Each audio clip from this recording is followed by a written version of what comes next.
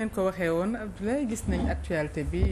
ak lii di adoption loi amnistie bi moo jur coow ni ki démb waaye finalement adopté nañ ko. waaw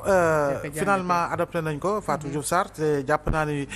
ñu bari si sénégalais yi loolu lañ doon xaar. dontele am na benn pàcc si askan wi benn pàcc si opposition bi benn pàcc si société civile bi nga xam ne yëkkati woon na kaddu ne dafa lànk ni effectivement àndul si li nga xam ne moo di loi d'interprétation bi. ñoom lañ doon xaar. nee na ñu ubbi ay concertation maanaam waxtaan sumb waxtaan goo xam ne xëy na daañu dem waxtaan ak ñi nga xam ne ñooy def proposition de loi bi pour ñu gën a gis fi nga xam ne fa la loi bi gën a am solo waaye jàpp nañu ne ñi nga xam ne tëgg nañu loi bi ñoom gis nañu yoon wi te jàpp nañu ne yoon woowee fu ñu fa jaaree effectivement la ñu bëgg si li nga xam ne mooy reddition jëm si li nga xam ne moo fi xew diggante 2021 ba 2024 si faat doomu aadama si torturé ak si li nga xam ne moo di yàq goo xam ne tayeef la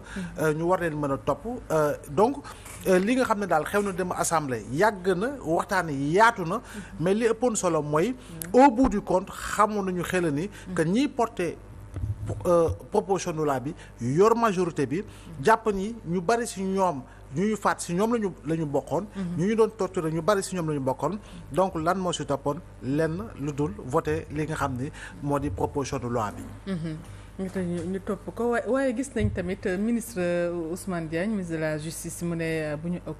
acculé bu ñu magistrat yi ci ñëpp seen wàllu liggéey mu mel ni am na ñoo xamante ne daal yéexaayu justice yàkkamti nañ lool daal. xam nga léegi doy ma dem mi ngi koy wax. di ko fàttali te jàpp naa ni terme la boo xam ne sénégalais boo fëgg xam na ko le temps de la justice n'est pas le temps des hommes même s'il faut rappeler que la justice est incarnée par des hommes également. Donc de ce point de vue là dañuy jàpp ni effectivement ñu bari yàqamte ñu ne jàpp nañu diw mais quand même xam nga yow njortu nga am parce que yow njort bi nga am mooy diw mi déggoon nañ ko diw mi daan nañ ko tudd diw mi daan nañu bind ci moom diw mi daan nañu wax ci moom mais taxul ñu ne diw boobu def na donc je pense que pour ñu mën a xam ki def surtout nag war a mën a qualifier li nga xam moo jëm ci ñenn ñoo xam ne ñu ngi leen di tudd te amaana ci wàllu corruption la maanaam guerre gis nga Fatou guerre mooy li gën a metti pour nga mën ko justifier wane ko kii dañ kaa guerre wala kii dafa laal alalu guerre moo gën a difficile donc amaana am na dossier yoo xam ne ci wàllu guerre la ci wàllu corruption la te dossier la yoo xam ne sumb na laal na ay nit yoo xam ne dañoo yoroon ay poste de responsabilité mais l'un dans l'autre jàpp naa ni effectivement ñu bari dund nañu ay tartar diggante ñetti at yi ba ñeenti at yi dund nañu lu jafe teg nañ leen loxo ci loo xam ne jaaduwul torturé nañ leen am na ñoo xam ne seen doom faatu nañu ci li nga xam moo di événement yi donc ñoom leneen rek la ñuy xaar mooy justice te justice boobu ñoom dañuy gis ay jëmm jàpp ni ñii nii ñoo tax loolu lépp am ñii nii ñoo sooxee loolu lépp ci wàllu alalu réew mi itamit jëm ci ay moo xam détournement présumé loo xam ne tudd nañ ko ci ay rapport enrichissement illicite présumé yoo xam ne njort nañ ko ak li nga xam ne moo di wàllu concussion ak yu demee noonu présumé toujours tudd nañ ko ci ay rapport ñoom ñu ne effectivement war nañoo jëm ci li nga xam ne mooy leeral te leeral boobu da ngay gis ni am na rapport yoo xam ne dafa ciblé directement ay nit c'est ay rapport corps de contrôle boo jëlee rapport fonds force Covid-19 bi di nga gis ne effectivement am na ay ministères ay direction ak ay kilifa yoo xam ne effectivement da ngay xam ni rapport bi ñi lay waxal boo ñëwee ci li nga xam ne moo jëm ci yeneen rapport yi itamit moo xam OFNAC la moo xam ba tey Cour des comptes la di nga gis ni ba ci ARCOM wala boog autorité de régulation marché public bi di nga gis ni organe bii la cité direction bi la cité kan moo nekk sa bopp ba kii la responsable moo tax xam nañu kan la donc loolu yëpp boo koy dégg ñu ne la ba léegi tegu ko ñu kenn loxo te bu ñu naan parquet judiciaire parquet financier bi da ngay gis ni am na ñoo xam ne teg nañ leen loxo ñu naan dossiers yooyu de ay dossiers yu ndaw la dossiers yu rëy yaa ngi suñu kanam dossiers yu rëy yi nag bu ñu ko tuddee njort lañ ci am ba tey te njort bi mooy effectivement lii nga xam ne moo di présomption d'innocence lu ñu war a respecter la waaye war nañoo mën a jëm ci li nga xam ne mooy ubbi l'enquête bu ñu fàttalikoo itamit division des investigations criminelles ay fonctionnaires yu bari ñi ngi fa doon jaabante depuis des mois et des mois surtout ñi nga xam ne ñoo nekkoon directeur de l'administration générale et des équipements wàllu DAGE yi te ñu tudd leen ci ay rapports yu bari ñu bari ñu ngi doon dem di ko dikk léegi nag justice yéex na am yéexul jàpp naa ni nag lu fi nekk ci dossier yaatu na lu ñu laalagum matugul 1% si li ma njortu. donc lu ñu war a laal bari na xëy na gars yi dañu naan ñeenti at a des te dafa gàtt te booy toog di xaar kañ nga leen di teg loxo ak kañ nga leen di nangam ñu bari noonu lañu koy xalaatee. mais jàpp nañu ni nag xam nga ni ministre de la justice nag lu mu am sañ-sañ dafa am foo xam ne fa la yam si li nga xam ne moom injonction bu mun a jox ki nga xam ne moo di procureur waaye. bu ñu demee ba dossier bi dugg ci wàllu loxo yoon juge d'instruction yor ko nag kooku dafa am liberté dafa am indépendance am amul fenn koo xam ne mën na ko accélérer koo xam ne mën na ko teg pression wala nangam ba ñu yegg ci cappaandaw ga fi nga xamee ni nag àtte këru àttekaay la néegu àttekaay la su boobaa nag effectivement ñooñu itam en toute impartialité en toute liberté la ñu war a mën a àtte donc de ce point de vue là instruction dossier yi xëy na lu ñu bari yàqamti mais effectivement leneen lu ci des itamit doone justice bi dans 3 mois da nga war def lii dans 2 mois da nga war def lii jàpp naa ni nag li fi nekk ci dossier te autorité yor ko ñoom ils ont promis aux Sénégalais j'allais dire ils ont pris des engagements certains par rapport à la reddition des comptes donc je pense que la reddition des comptes se fera et elle est réclamée par véritablement toutes les entités de la société civile parce que c'est un principe sacro-saint boo xam ne waruñu ko tourner en dérision comme li fi xewoon ay jamono parce que avant pour les précédents régimes quoi qu'on puisse dire reddition des comptes amul woon da ngay transhumé ñu suul sa dossier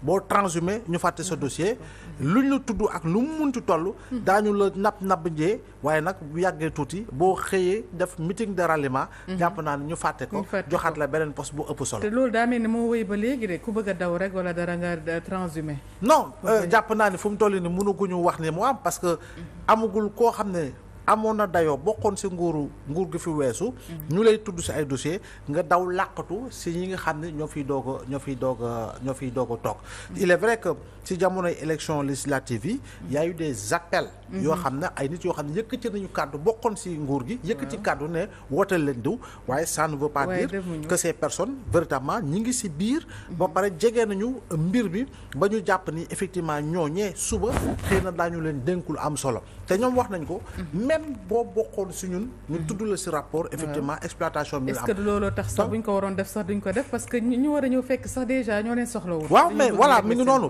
donc je pense que fu mu toll nii daal Sénégalais yi comme ni ma koy tàmmee di wax nekkatuñu ci ruqu parentaire wala ruqu buntu di séntu léegi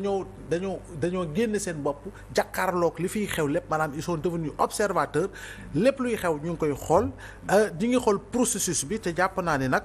tollootuñu jamono joo xam ne effectivement te loolu dañ ko war a dépasser parce que bokk na su ñu tardeloo sur le plan véritablement de l'avancée de la culture politique sur le plan du développement sur le plan de la prise en compte des considérations et des valeurs yi nga xam ne Sénégal ñoo ko moom ñoo ko bokk lu tax moo ko parce que itamit bu fekkee ni tout le temps dañoo bëgg nguur bu toog rek benn instant nga ubbi bunt yi ubbi parenthèse yi ne képp ko bokkoon fële am militant daw sil ñëw jàpp naa ni nag loolu daf ñuy bokk si li nga xam moo ñu tardeel te dafay briser principe yi nga xam ne nit ki war na ko am ngëm-ngëm conviction bi nga xam ne war na ko am si li nga xam ne fa la bokk si kuréelu politique si li nga xam ne si la bokk donte leen Mademba dina ma wax non loolu amatul maanaam xalaat bi nga xam ne mooy tënk parti bi maanaam jëm si wàllu idéologie donc yooyu yëpp dafay nax saay alors que jamono ji nag bu ñu tënkoo si li nga xam ne moo di principe yi jëm si li nga xam ne moo di booloo jëm si ànd goo xam ne àndum dëgg la ba pare ngeen def bloc boobu te képp ko gëm bloc bi gëm principe yooyu ñëw jur si yéen jàpp naa ne dañu demaat ba tabaxaat bloc yi nga xam ne dina ay bloc yu consistant ba pare xalaat gu sell dina fa mën a jóge pour véritablement ñu mën a tabax militant bu taxaw militant bu dëgër militant bu am formation waaye dootul nekk jamono yi nga xam ne mënal xaste mënal yuuxu mënal saaga bu xëyee ñu joxaat la poste de responsabilité parce que yow yaay défendre président yaay défendre directeur bi yaay défendre ministre bi jàpp naa ne nag yooyu yëpp dafa war a nekk suñu ginnaaw suñu kanam la fa war a nekk mooy tabax ay principe gën a tabax ay principe autant pour moi gën a tabax ay valeurs pour que Sénégal effectivement war a mën a dellu si nga xam ne lañ ko xamoon ci baax a baax pour véritablement contribuer ensemble au développement de ce pays muy loi boo xamante ne dafa bari interprétation waaye tamit noonu la bëree guerre des mots gis nañ entre députés yi rawatina ci mel ni Thierno Alassane Sall ak Guy Marius Sagna. waaw jàpp naa ni waaw xam nga ni assemblée moom. c'est le haut lieu du débat public. lu ñu munti wax. l'Assemblée nationale c'est le haut lieu du débat public. il est vrai que ni Thierno Alassane c'est un homme politique il a le droit il a le devoir véritablement. waxee xalaatam joxe xalaatam il a le droit et le devoir également wut situation bu munti am rek pour mieux se placer sur le plan politique pour que sa communication soit beaucoup plus persistante beaucoup plus comment dire perceptible si ñi nga xam ni mooy Sénégalais yi bëgg na xëy na chaque fois muy marquer son territoire pour gën a mën a am positionnement pour que partem gën a mën a yaatu en termes de militants en termes de sympathisants donc jàpp naa ne yëkkati na am na loo xam ne wax na ko ñëpp dégg nañ ko te du gulet ñu ne wax na waaye tamit dem Guy Marius Sagna am na lu mu ko fàttali et je pense que loolu itamit du lu ñuy dingi parce que véritablement ñëpp ko déggandoo ay jamono wax na te yàggul tuuti rek bu ñu reporté élection présidentielle bi en février moom aux côtés de Guy Marius ils ont marché jàpp nañ sax accoladante nañu champ et période boobu jàpp nañu ni am na loo xam ne xew na fi en termes de mort parce que ceux qui étaient candidats pour le moment si li nga xam ne ñoom le conseil constitutionnel retenir seen candidature bu ñu reporter élection yi ñoom ñëpp ils ont appelé à manifester amul kenn koo xam ne génnut Anta Babacar Ngom ñu ngi koy waxatee ñi si topp ñëpp je pense que ñoom ñëpp ils étaient sortis manifester boo xoolee boo ko fàttalikoo ma dem ba vers le cimetière Saint-Lazare foofu noonu la gars yi dajaloo woon jour boobu noonu jàpp naa ni ba si ki nga xam ni moo di Thierno Bocoum sax ñu ngi koy waxatee takk-der yi xawoon nañ ko patal sonnal ko boo ko fàttali ko les images sont encore là et toutes fraîches donc juste pour dire que boo ne appelé à manifester je pense que il n'y a pas eu un opposant je dis bien un opposant avant 24 mars 2024 boo xam ne wootewul Sénégalais yi pour ñu gën a opposé wu donc je pense que par rapport à l'éthique et par rapport à la déontologie politique waraloo mën a singale ne ñii rek ñoo woote ni ñu koy waxtee manifester képp ku nekkoon ci kujje gi jamono jooju woote nga Sénégalais pour ñu génn manifester rawatina sax li nga xam ne ils étaient candidats à l'élection présidentielle te bu ñu wootee manifester après le report de la présidentielle par le président Macky Sall boo fàttalikul y a eu 3 ou 4 morts si jamono ji nga xam ne reporté nañu élection présidentielle donc juste pour dire que les responsabilités sont partagées par rapport ak li nga xam ne mooy prise en compte si li nga xam ne mooy tax yow nga ne damay génn pour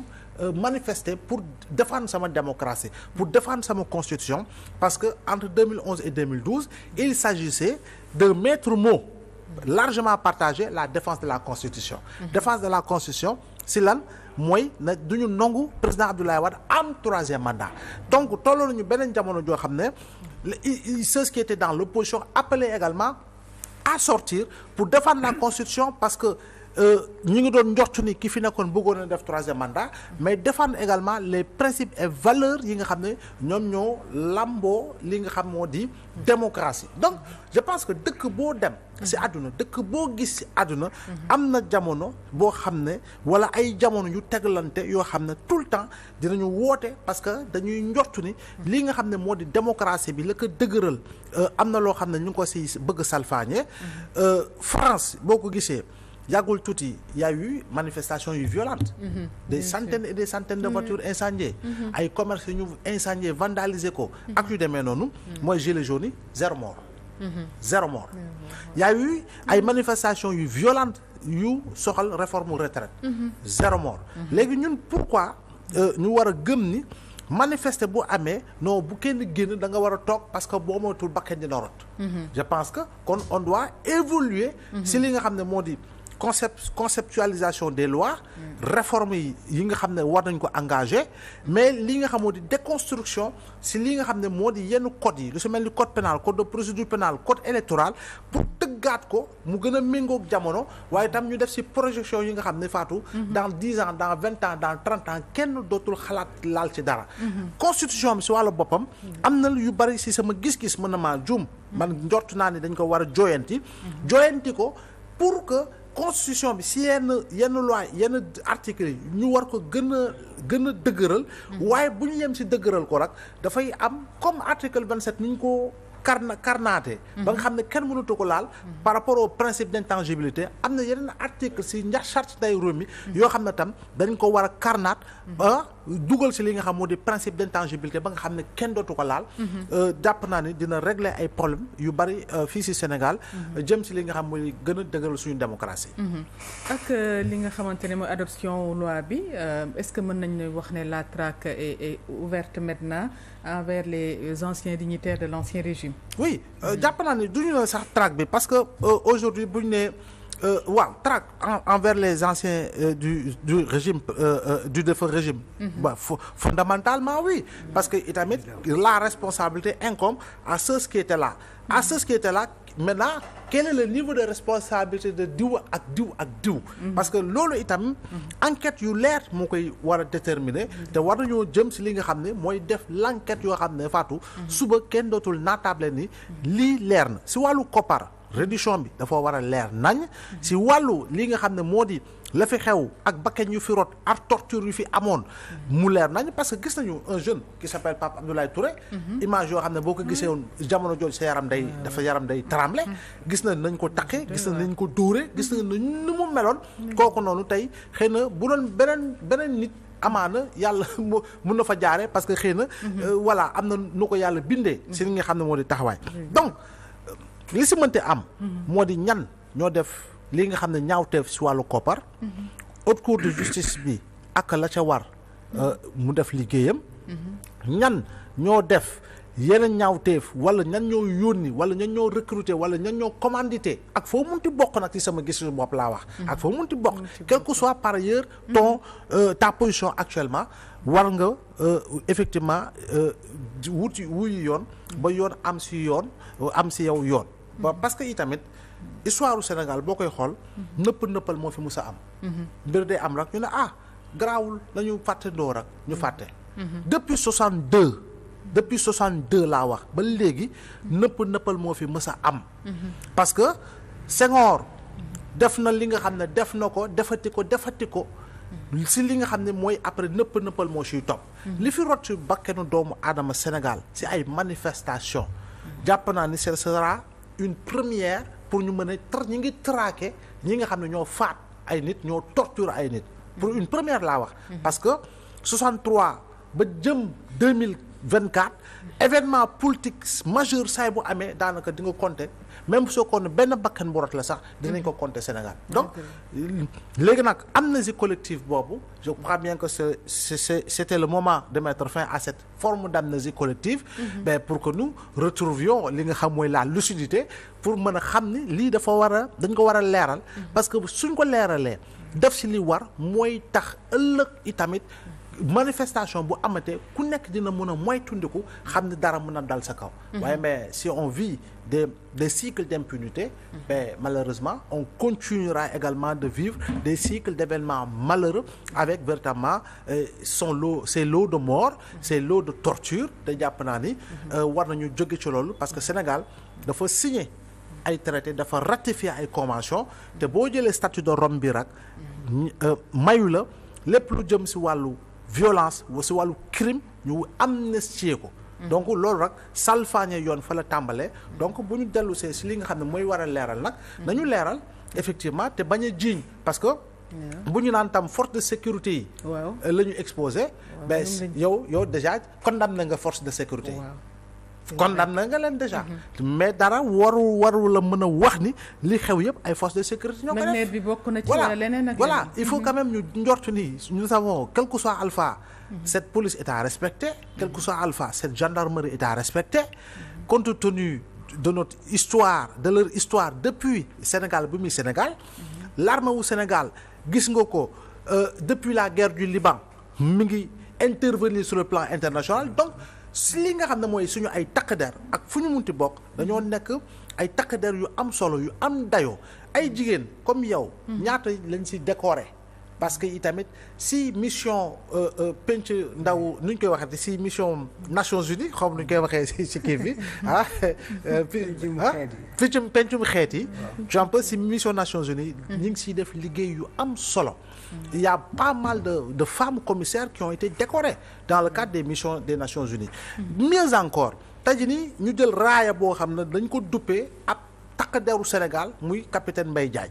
raaya boobu pencu ndaw xeet yooyu di Nations Unies moom moo ko jox turam si koo xam ne intervention bi mu defoon jamono génocide Rwanda en 94 ben on suppose qu'il a sauvé des milliers véritablement de personnes. moo xam ngay Rwandais moo xam ngay beneen xeet avec tous les risques qu'il a pris jusqu'à perdre la mort foofu nga xam ne moo di Rwanda suite à un attentat donc loolu yëpp boo ko amee jàpp naa ni nag doo xëy rek Fatou ne yéen en fait ñii la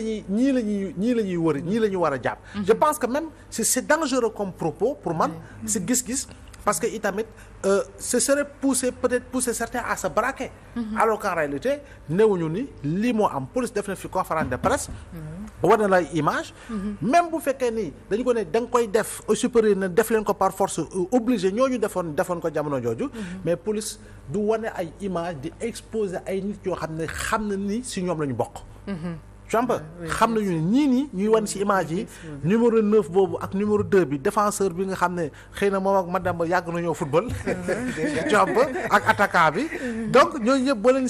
seetee police du ñëw wane seen image ba pare xam ne ñii ay éléments lañu ba pare mu leen di jaay véritablement di leen mettre à la vindicte populaire donc jàpp naa ni yooyu yëpp ay perception la yoo xam ne war nañu ko jàngat pour wax ni li ëpp solo mooy na mbir yi leer ba nga xam ne suba itamit lu coow yu bari dañu ne au moins à un pourcentage hyper élevé les enquêtes ont été parfaites ont été objectives ont été pertinentes à telle enseigne que teg nañu nit yi ñu waroon teg nañ leen loxo même bu fekkee ni am na ñoo xam ne xëy na rëccu nañu wala nekkatuñu fi donc lu si ëpp solo mooy effectivement yegsi si loolu te yegsi si loolu encore une fois je dis encore une fois pour la postérité et pour l'histoire on verra que ni amaana lu bari mën na changer définitivement si Sénégal si li nga xam mooy xeex li nga xam ne dafa soxal wàllu démocratie bi ak lépp li nga xam ne soxal na dundu doomu aadama fii ci Sénégal. En tout cas am na solo. dans le camp du juge. Voilà. mi ngi noonu waaw la balle est dans le camp des juges. Donc à eux véritablement de faire le travail nécessaire. Et je termine par là. bu ñu fàtte ni vidéo yooyu médias occidentaux yi defoon après la conférence de presse. de au Sénégal. Mais ce sont des Sénégalais ñoo ko filmé. Les témoins sont encore là. ñoo xam ne dañoo fekkee dañoo gis. du keneen filmé wu ko. Mademba day toog biir këram dégg buum yéeg ci terrasse bi làqatu di filmé. donc ay Sénégalais ñoo ko doon filmé donc vidéo yaa ngi fi photo yaa ngi fi témoin yaa ngi fi. donc il faudra quand même que l'on puisse savoir qui tuait en ces moments-là au Sénégal et pour que l'on puisse situer les responsabilités. Inch'Allah on pense qu'on va situer les responsabilités donc ci ñi nga xamante ne ñoom ñoo subir injustice boobu ñu ci ñàkk seen bakkan di la jaajëfal rek Abdoulaye Mbow. jërëjëf kontaan naa bu baax nuyuwaat sama sëriñ